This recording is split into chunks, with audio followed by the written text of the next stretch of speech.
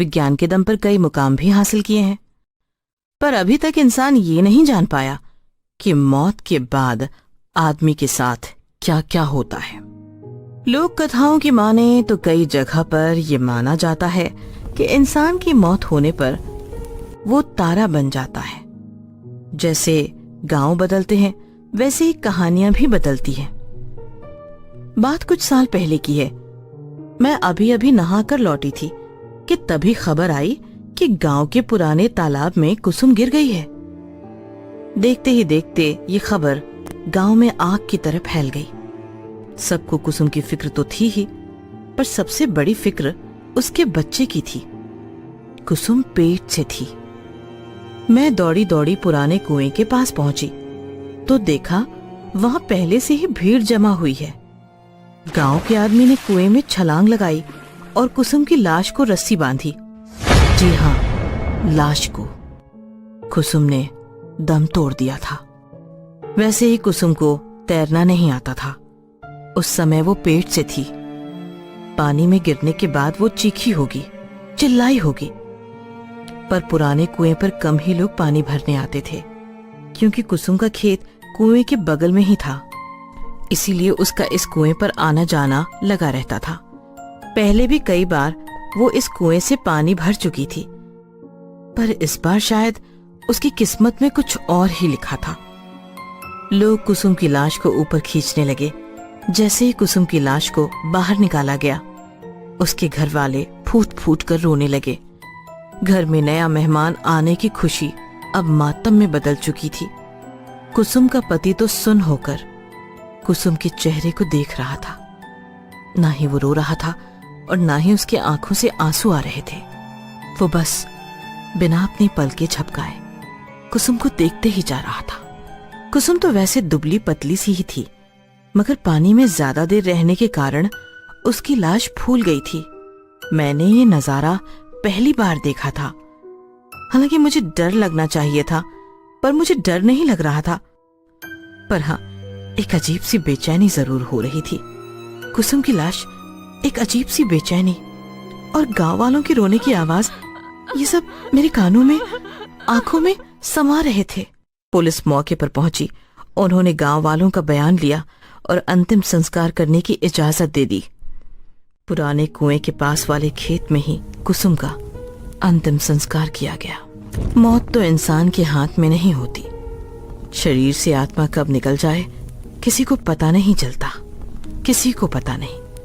कहते हैं अंतिम संस्कार करने से इंसान की आत्मा को शांति मिलती है, मगर जब आत्मा खुद ही शांति ना चाहे तो। उस रात ऐसे कई सवाल मेरे मन में उठने लगे। मैंने कई बार करवटें बदली, पर मुझे नींद नहीं आ रही थी। पर वक्त के साथ साथ सब ठीक हो जाता है। उस हादसे को गुजरे हुए अब कई महीने हो चुके थे। एक दिन जब एक मजदूर पुराने कुएं के पास वाले खेत में काम कर रहा था, तभी उसे एक औरत के रोने की आवाज आती है। वो कुएं के पास जाता है। वहां आवाज कुएं के अंदर से आ रही थी। जैसे ही वो कुएं के अंदर देखता है, अगले दिन उस मजदूर को तेज बुखार आता है। बुखार से उसका शरीर तप रहा होता है।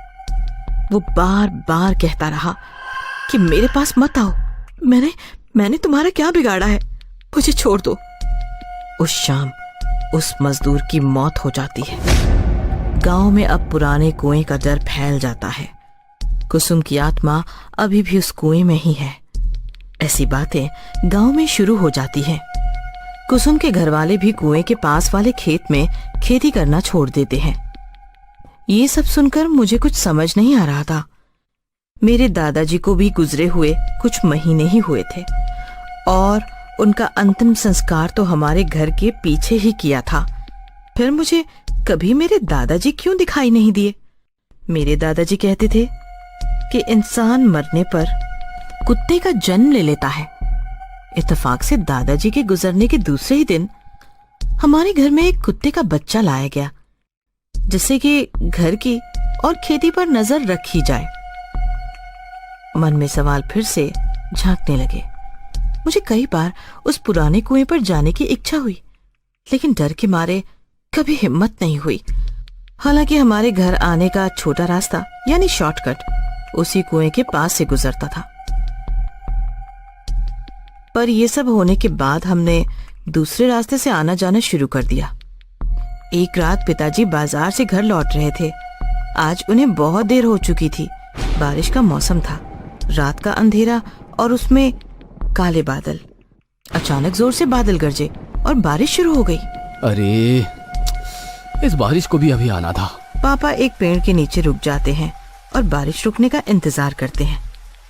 बारिश रुकने की बजाय और बढ़ रही थी। मुझे नहीं लगता ये बारिश रुकेगी। मैं तो छाता भी नहीं लाया हूँ, क्या करूँ? इसके बाद उन्हें पुराने कुएं के पास का छोटा रास्ता याद आता है। मेरे पापा भूत प्रेत पर विश्वास नहीं करते थे। अगर मैं पुराने कुएं के रास्ते से गया तो जल्दी घर पहुंच जाऊंगा, और उस रास्ते पर ज्यादा पेड़ होने के कारण मैं ज्यादा भीगूंगा भी नहीं।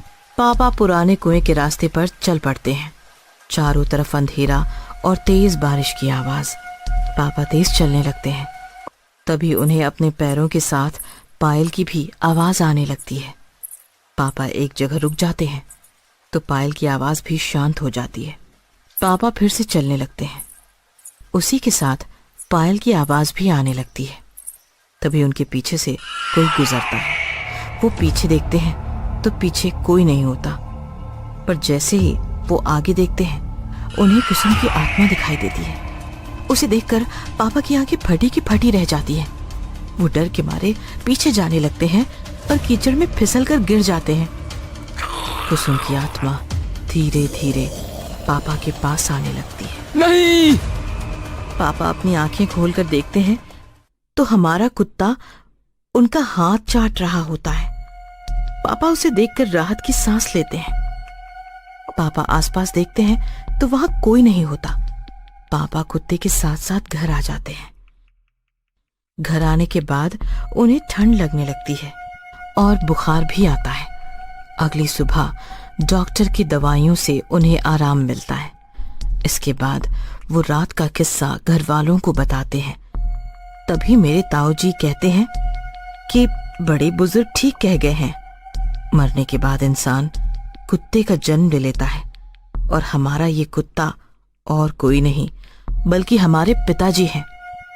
उन्होंने ही तुम्हारी उस आत्मा से रक्षा की है। फिर से मेरे मन में कई सवाल उठे, पर इस बार मैं समझ गई थी कि कई सवाल ऐसे होते हैं जिनका जवाब आज तक इंसान ढूंढ ही नहीं पाया। आपको क्या लगता है, मरने के बाद इंसान का